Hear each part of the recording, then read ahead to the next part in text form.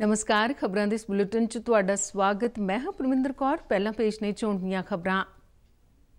प्रधानमंत्री 25 सितंबर ਨੂੰ संयुक्त राष्ट्र महासभा के इजलास ਨੂੰ संबोधन करनगे। विदेश मंत्रालय ने ट्वीट करके कहा कि प्रधानमंत्री अमरीका च होने वाले कबाड़ सम्मेलन में भी हिस्सा लैणगे।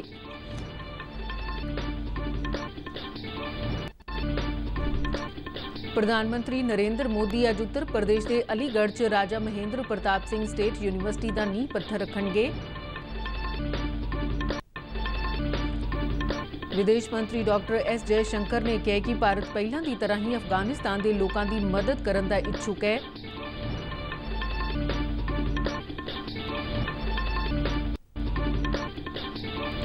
केंद्र वालों देश के 36,000 पिंडां च प्रधानमंत्री आदर्श ग्राम योजना शुरू करने का फैसला।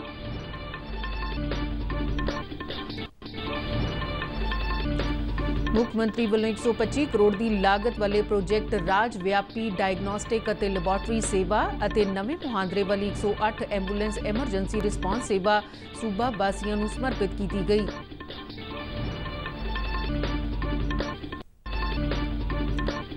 पहली पातशाही श्री गुरु नानक देव जी के 534वें विआह पुरब को समर्पित बटाला च अलौकिक नगर कीर्तन सजाया गया।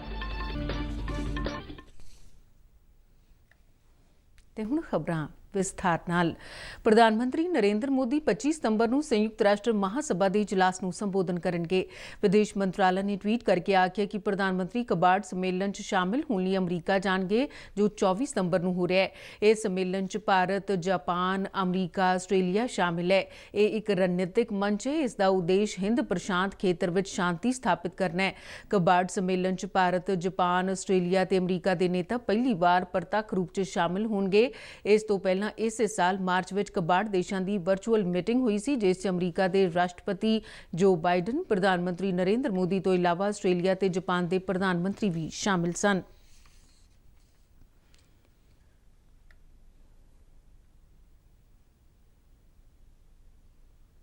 प्रधानमंत्री नरेंद्र मोदी अज उत्तर प्रदेश के अलीगढ़ च राजा महेंद्र प्रताप सिंह स्टेट यूनीवर्सिटी का नींह पत्थर रखणगे। उत्तर प्रदेश सरकार वालों महान सुतंत्रता सेनानी, सिक्ख्या विद्वान और समाज सुधारक राजा महेंद्र प्रताप सिंह की याद में ये यूनीवर्सिटी स्थापित की जा रही है। अलीगढ़ के कोल तहसील में पैंदे पिंड लोडा और म्यूजपुर कनीम जरौली हेठ पैंदे 72 एकड़ रकबे च यूनीवर्सिटी स्थापित की जा रही है। इस मौके प्रधानमंत्री Uttar Pradesh defence industrial corridor के मॉडलों की प्रदर्शनी भी देखणगे।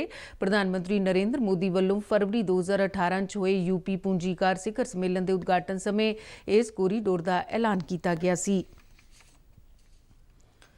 विदेश मंत्री डॉक्टर एस जयशंकर ने आख्या कि अफगानिस्तान में उभरी गंभीर स्थिति के मद्देनज़र भारत पिछले समय की तरह अफगानिस्तान के लोगों की मदद करने का इच्छुक है। अफगानिस्तान 2021 च मानवतावादी स्थिति ते संयुक्त राष्ट्र वालों करवाए गए एक सम्मेलन च उन्होंने कहा कि भारत मनता है कि अंतर्राष्ट्रीय भाईचारे को अफगानिस्तान में सब तो वधिया वातावरण बनाने लिए इकट्ठे होना चाहिए है। उन्होंने कहा कि इसलिए बहुत जरूरी है कि मानवतावादी सहायता प्रदान करने वालों बिना किसी रुकावट के अफगानिस्तान तक जाने की इजाजत दी जाए।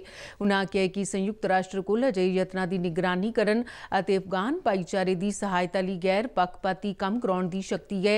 उन्होंने कहा कि भारत ने हमेशा ही अफगानिस्तान के भविख बारे संयुक्त राष्ट्र की महत्वपूर्ण भूमिका का समर्थन किया है अते एक बहुपक्षी मंच विश्व के छोटे समूहों की सहमति बनाने अते सांझी कार्रवाई को उत्साहित करने लिए हमेशा ही प्रभावशाली रहा है।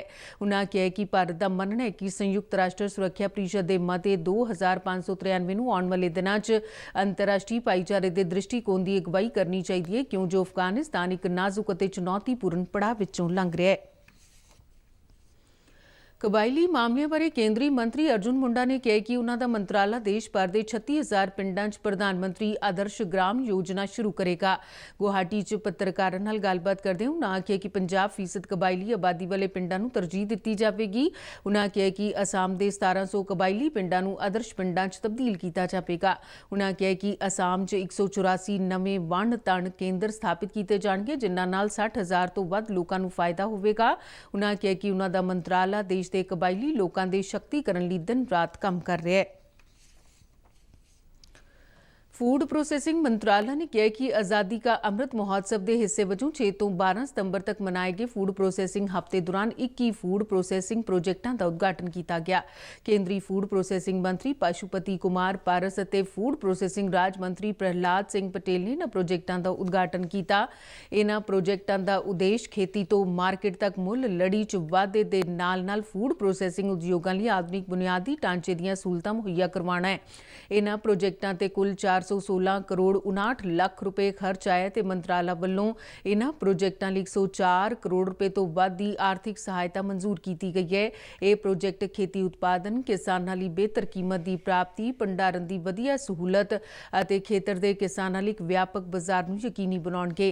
इन्हां प्रोजेक्टां नाल तकरीबन 7,500 लोकां नूं प्रतख या अप्रतख तौर ते रोजगार प्राप्त होण अते 32,000 के करीब किसानां नूं इन्हां दा लाभ पहुंचण की उम्मीद है। पंजाब के मुख मंत्री कैप्टन अमरिंदर सिंह ने ਵੱਖ-ਵੱਖ किसान जथेबंदियों के नुमाइंदियों ਨੂੰ केंद्र सरकार वालों पास किए काले खेती कानूनों के खिलाफ सूबे भर च रोस प्रदर्शन ना करने की अपील करदਿਆਂ कहा कि इस मुद्दे ते सूबा सरकार ते इत्थों के लोग पहला ही किसानों नाल एकजुटता का प्रगटावा कर चुके हैं। ਚੱਬੇਵਾਲ विधान सभा हल्के के पिंड मुखलियाना च 13 करोड़ 44 ਲੱਖ रुपए की लागत नाल बनने वाले सरकारी कालेज का नींह पत्थर रखने तो बाद अपने संबोधन च मुख मंत्री ने स्पष्ट रूप च कहा कि पंजाब लोग तो पहला ही इस मसले के हक में किसानों नाल चट्टान वांग खड़े ने, जिस करके उन्होंने भाजपा की अगवाई वाली केंद्र सरकार वालों खेती कानून पास करके किसानों को भरोसे च लए बिना थोप देने के खिलाफ सूबे च प्रदर्शन करने तो गुरेज करना चाहिए। कैप्टन अमरिंदर सिंह ने कहा कि किसानों वालों पंजाब च 113 ਵੱਖ-ਵੱਖ ਥਾਵਾਂ ते किए जा रहे प्रदर्शन किसी भी तरह सूबे के हित में नहीं, क्यों जो इस नाल सूबे की आर्थिक तरक्की ते काफ़ी प्रभाव पिया है। मुख मंत्री ने उम्मीद जाहिर की है कि इस संबंध में किसान उन्हां दी बेनती नूं प्रवान करेंगे। पंजाब के मुख मंत्री कैप्टन अमरिंदर सिंह ने 125 करोड़ रुपए की लागत वाले प्रोजेक्ट राज व्यापी रेडियो डायग्नोस्टिक और लैबोरेटरी सेवा और नवे मुहांदरे वाली 108 एंबूलेंस एमरजेंसी रिस्पॉन्स सेवा वर्चुअल ढंग नाल सूबा वासियों को समर्पित की। श्री गुरु नानक देव जी और माता सुलखनी जी के 534वें विआह पुरब के पावन मौके मुख मंत्री ने सिविल हस्पताल बटाला विखे नवेक लई मुख मंत्री ई क्लीनिक सेवा की शुरुआत भी की, जिस नाल पेंडू खेतर में बसते लोगों माहिर डॉक्टरों दी सेवावां आसानी नाल मिल सकणगियां। मुख मंत्री कैप्टन अमरिंदर सिंह ने कहा कि नवंबर के अखीर तक राज भर में शुरू होने वालियां ये विशेषीकृत मैडिकल सहूलतां नाल गरीब ते लोड़वंदां नूं भी निजी खेतर में सेहत सेवावां दे रहे सुपर स्पैशलिटी डॉक्टरों दी सेवावां भी मिल सकणगियां जो पहलां उन्हां दी पहुंच तो बाहर सन। उन्हां दस्सिया कि इस प्रोजेक्ट तहत पंजाब नूं 6 भागां च वंडिया गया है, जिस तहत 80 करोड़ रुपए की लागत नाल हरेक जिला हस्पताल लई एक MRI ਅਤੇ 25 सिटी स्कैन सहूलतां तो इलावा 23 ਜ਼ਿਲ੍ਹਿਆਂ 'ਚ 25 ਕਰੋੜ ਦੀ ਲਾਗਤ ਨਾਲ ਸਾਰੇ ਲੋਕਾਂ ਨੂੰ 24 ਘੰਟੇ ਡਾਕਟਰੀ ਸੇਵਾਵਾਂ ਮੁਹੱਈਆ ਕਰਾਉਣ ਨੂੰ ਯਕੀਨੀ ਬਣਾਉਣ ਲਈ ਰੈਫਰੈਂਸ ਲੈਬ 30 ਜ਼ਿਲ੍ਹਾ ਲੈਬੋਰਟਰੀਆਂ ਤੇ 95 ਕਲੈਕਸ਼ਨ ਕੇਂਦਰ ਸ਼ਾਮਿਲ ਹੋਣਗੇ ਜੋ ਸਾਰੇ ਜ਼ਿਲ੍ਹਿਆਂ ਨੂੰ ਕਵਰ ਕਰਨਗੇ। ਉਨ੍ਹਾਂ ਆਖਿਆ ਕਿ ਲੈਬ ਟੈਸਟ ਬੜੀਆਂ ਕਿਫਾਇਤੀ ਦਰਾਂ ਤੇ ਮੁਹੱਈਆ ਕਰਵਾਏ ਜਾਣਗੇ ਤੇ ਕੁੱਲ ਮਰੀਜ਼ਾਂ ਵਿੱਚੋਂ 5% ਗਰੀਬ ਤੇ ਲੋੜਵੰਦ ਮਰੀਜ਼ਾਂ ਨੂੰ ਇਹ ਸਹੂਲਤ ਬਿਲਕੁਲ ਮੁਫਤ ਦਿੱਤੀ ਜਾਵੇਗੀ। ਮੁੱਖ ਮੰਤਰੀ ਨੇ ਦੱਸਿਆ कि बटाला तो शुरू किए गए ई क्लीनिक पायलट प्रोजेक्ट तहत पिंडां अते दूर दुराडे इलाके के मरीज टैली कंसलटेंसी राही माहिर डॉक्टरों दी सेवावां लै सकणगे अते इस दी सफलता पिछों इस नूं नेड़ भविख विच पंजाब भर च शुरू किया जावेगा। प्राइवेट लैब बहुत महंगे होंदे ने, साडी कोशिश है कि 50% जो मार्केट प्राइस है उस तो घट ये टेस्ट अपने किए जाण और 5% जिहड़े बहुत ही गरीब लोग ने उन्होंने ये डायग्नोस्टिक फैसिलिटीज़ मुफ्त दियाँ दित्तियां जाणगियां। ये एक पंजाब नूं एक कदम अगे लैके जा रहा। Radio diagnostic and laboratory diagnostic services पूरे पंजाब दे विच आपां शुरुआत कर रहे हैं। हफ्ते के 7 दिन और हर दिन दे विच 24 घंटे ये फैसिलिटी साडे लोगों को अवेलेबल होवे ताकि जदों भी लोड़ पवे कोई ना कोई फैसिलिटी ये जिहड़ी लोड़ हुंदी है मैडिकल स्पैशलिस्ट उन्हां दी रिपोर्ट उत्थों बढ़ाई जाए। ਪਹਿਲੀ ਪਾਤਸ਼ਾਹੀ ਸ੍ਰੀ ਗੁਰੂ ਨਾਨਕ ਦੇਵ ਜੀ ਦੇ ਵਿਆਹ ਪੁਰਬ ਨੂੰ ਸਮਰਪਿਤ ਬਟਾਲਾ 'ਚ ਅਲੌਕਿਕ ਨਗਰ ਕੀਰਤਨ ਸਜਾਇਆ ਗਿਆ। ਦੇਸ਼ ਵਿਦੇਸ਼ ਤੋਂ ਪਹੁੰਚੀਆਂ ਸੰਗਤਾਂ ਨੇ ਇਸ ਨਗਰ ਕੀਰਤਨ ਵਿੱਚ ਹਾਜ਼ਰੀ ਭਰੀ। ਜਗਤ ਗੁਰੂ ਸ੍ਰੀ ਗੁਰੂ ਨਾਨਕ ਦੇਵ ਜੀ 487 ਈਸਵੀ ਨੂੰ ਸੁਲਤਾਨਪੁਰ ਲੋਧੀ ਤੋਂ ਬਟਾਲਾ ਦੀ ਧਰਤੀ ਤੇ ਮਾਤਾ ਸੁਲੱਖਣੀ ਜੀ ਨੂੰ ਵਿਆਹੁਣ ਗਏ ਸਨ। ਉਸ ਦਿਨ ਤੋਂ ਬਾਅਦ ਹਰ ਸਾਲ ਉਹਨਾਂ ਦਾ ਵਿਆਹ ਪੁਰਬ ਬਟਾਲਾ ਸਥਿਤ ਇਤਿਹਾਸਕ ਗੁਰਦੁਆਰਾ ਸ੍ਰੀ ਕੰਧ ਸਾਹਿਬ ਵਿਖੇ ਮਨਾਇਆ ਜਾਂਦਾ ਹੈ। ਪਰ ਪਿਛਲੇ ਸਾਲ ਕੋਵਿਡ ਕਾਰਨ ਵਿਆਹ ਪੁਰਬ ਨਹੀਂ ਮਨਾਇਆ ਗਿਆ ਸੀ, ਜਦਕਿ ਇਸ ਸਾਲ ਗੁਰੂ ਜੀ ਦਾ 534ਵਾਂ ਵਿਆਹ ਪੁਰਬ ਪੂਰੇ ਉਤਸ਼ਾਹ ਨਾਲ ਮਨਾਇਆ ਜਾ ਰਿਹਾ ਹੈ। ਜੈਕਾਰਿਆਂ ਦੀ ਗੂੰਜ ਵਿੱਚ ਨਗਰ ਕੀਰਤਨ ਪੂਰੇ ਖਾਲਸਾਈ ਜਾਹੋ ਜਲਾਲ ਨਾਲ ਸ੍ਰੀ ਗੁਰੂ ਗ੍ਰੰਥ ਸਾਹਿਬ ਜੀ ਦੀ ਛਤਰ ਛਾਇਆ ਹੇਠ ਬਟਾਲਾ ਦੇ ਇਤਿਹਾਸਕ ਗੁਰਦੁਆਰਾ ਡੇਰਾ ਸਾਹਿਬ ਵਿਖੇ ਸ੍ਰੀ ਅਖੰਡ ਪਾਠ ਸਾਹਿਬ ਜੀ ਦੇ ਭੋਗ ਤੇ ਅਰਦਾਸ ਉਪਰੰਤ ਸ਼ੁਰੂ ਹੋਇਆ। ਵੱਡੀ ਗਿਣਤੀ 'ਚ ਵੱਖ-ਵੱਖ ਸਿਆਸੀ ਆਗੂ, ਸਮਾਜਿਕ ਸੰਗਠਨਾਂ ਦੇ ਅਹੁਦੇਦਾਰ ਅਤੇ ਗੁਰੂ ਦਾ ਜਸ ਗਾਇਨ ਕਰਦੀਆਂ ਸੰਗਤਾਂ ਇਸ ਨਗਰ ਕੀਰਤਨ ਵਿੱਚ ਸ਼ਾਮਿਲ ਹੋਈਆਂ। ਪੰਜਾਬ ਦੇ ਕੈਬਨਿਟ ਮੰਤਰੀ ਸੁਖਜਿੰਦਰ ਸਿੰਘ ਰੰਧਾਵਾ ਤੇ ਤ੍ਰਿਪਤ ਰਜਿੰਦਰ ਸਿੰਘ ਬਾਜਵਾ ਨੇ ਨਗਰ ਕੀਰਤਨ ਦਾ ਸਵਾਗਤ ਕੀਤਾ। ਭਾਰਤ ਵੱਲੋਂ ਆਜ਼ਾਦੀ ਦੇ 75 ਸਾਲਾਂ ਸੰਬੰਧੀ ਦੇਸ਼ ਭਰ ਵਿੱਚ ਸਮਾਗਮ ਕੀਤੇ ਜਾ ਰਹੇ ਨੇ ਤੇ ਕੋਵਿਡ ਵਿਰੁੱਧ ਜੰਗ ਵਿੱਚ ਵੀ ਭਾਰਤ ਨੇ ਕੋਈ 75 ਕਰੋੜ ਕਰੋਨਾ ਟੀਕੇ ਲਗਾ ਕੇ ਮੀਲ ਪੱਥਰ ਸਥਾਪਿਤ ਕੀਤਾ ਹੈ।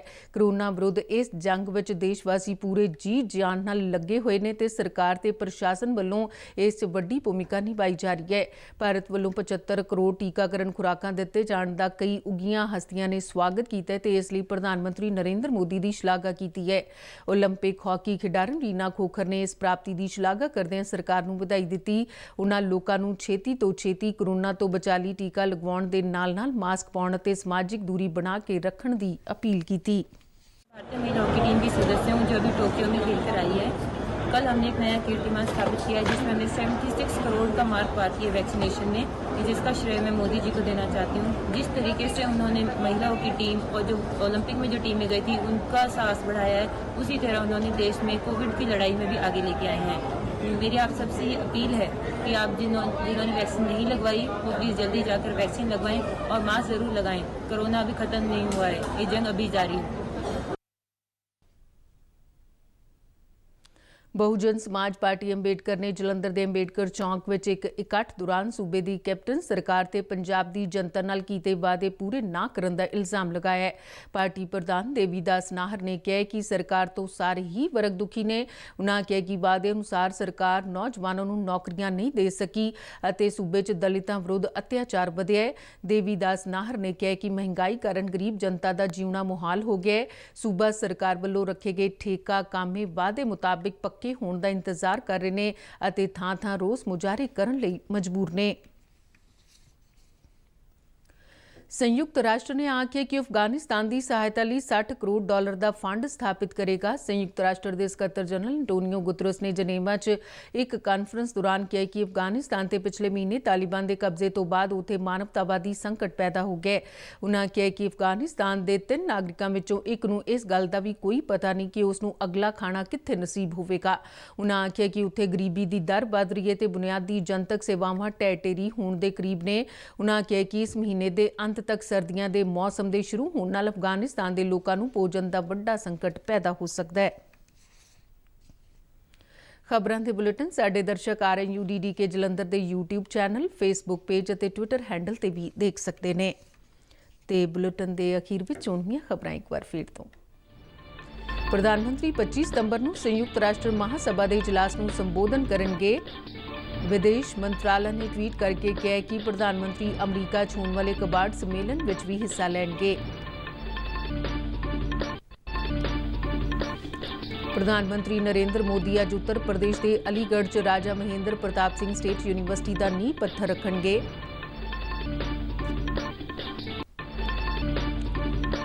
विदेश मंत्री डॉक्टर S जयशंकर ने कहा कि भारत पहला की तरह ही अफगानिस्तान के लोगों की मदद करने का इच्छुक है।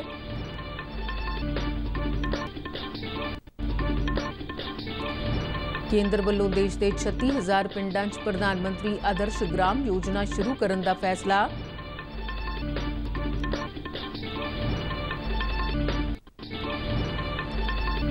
मुख्यमंत्री वालों 125 करोड़ की लागत वाले प्रोजेक्ट राज व्यापी डायग्नोस्टिक और लैबोरेटरी सेवा और नवे मुहांदरे वाली 108 एंबूलेंस एमरजेंसी रिस्पॉन्स सेवा सूबा वासियों को समर्पित की गई।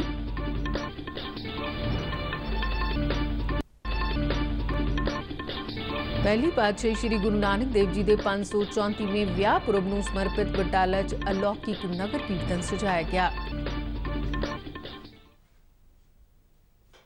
ਇਸ ਦੇ ਨਾਲ ਹੀ ਖਬਰਾਂ ਦਾ ਬੁਲੇਟਿਨ ਖਤਮ ਹੋਇਆ। ਨਮਸਕਾਰ।